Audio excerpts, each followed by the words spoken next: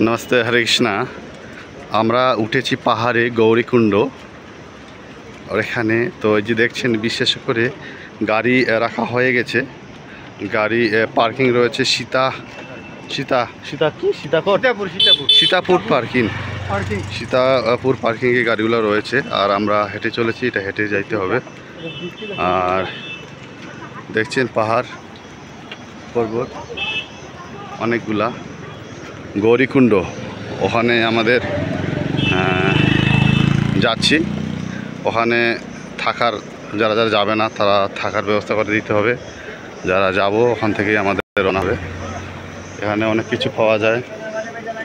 তো এটা দেখছেন গৌরীকুণ্ড, কেদারনাথ।